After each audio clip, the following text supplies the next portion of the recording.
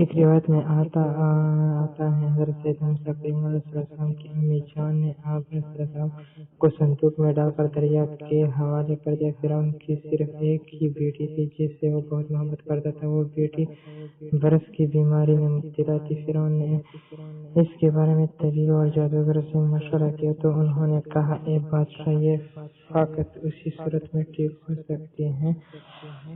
برس کو کوڑا بھی کہتے ہیں۔ اس بیماری میں یا تو بدن پر سفید دھبے پڑ جاتے ہیں یا اعضاء پر سوجن ہو کر انگلیاں وغیرہ گرنے لگتی ہیں۔ جبکہ دریا میں سے انسان جیسی کوئی چیز مل جائے اور اس کا لعاب یعنی تھوک لے کر اس کے برس والی جگہ پر ملا جائے، اور یہ بھی اسی وقت ممکن ہے جب فلاں دن اور فلاں مہینہ ہو اور سورج بھی خوب روشن ہو۔ جب وہ دن آ گیا تو فرعون نے دریا کے کنارے محفل سجائی۔ اس کے ساتھ اس کی زوجہ حضرت سیدنا آسیہ رضی اللہ عنہا بھی تھی، جو کہ بعد میں حضرت سیدنا موسیٰ علیہ السلام پر ایمان لے آئی تھی۔ دریائے نیل سے ایک نہر نکل کر فرعون کے محل کی طرف آتی تھی۔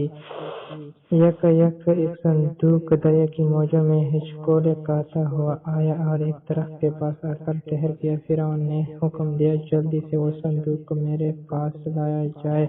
اس کے نوکر کشتی میں بیٹھ کر صندوق تک پہنچے اور انہوں نے وہ صندوق لا کر فرعون کے سامنے پیش کر دیا۔ خدام نے صندوق کھولنے کی کوشش کی لیکن نہ کھلا۔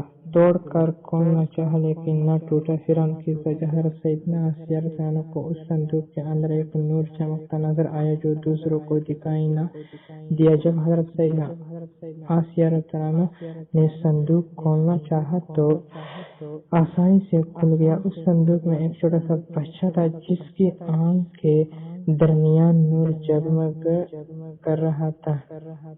اللہ تعالیٰ نے ان لوگوں کے دلوں میں اس بچے کی محبت ڈال دی۔ فرعون کی بیٹی نے اس بچے کا لعاب مبارک یعنی تھوک شریف لے کر جب اپنے برس پر مقامات پر لگایا تو وہ اسی وقت ٹھیک ہو گئی۔ اس نے محبت سے بچے کو سینے سے لگا لیا۔ فرعون کو کچھ لوگوں نے کہا، کہیں یہ وہی بچہ نہ ہو جس سے ہم بچنا چاہتے ہیں، ممکن ہے قتل کے خوف سے اسے دریا میں ڈال دیا گیا ہو۔ فرعون نے یہ سن کر بچے کو ذبح کرنے کا ارادہ کر لیا لیکن حضرت سیدنا آسیہ رضی اللہ عنہا نے فرعون کو سمجھا بجھا کر منا لیا اور اس بچے کو اپنا بیٹا بنا لیا۔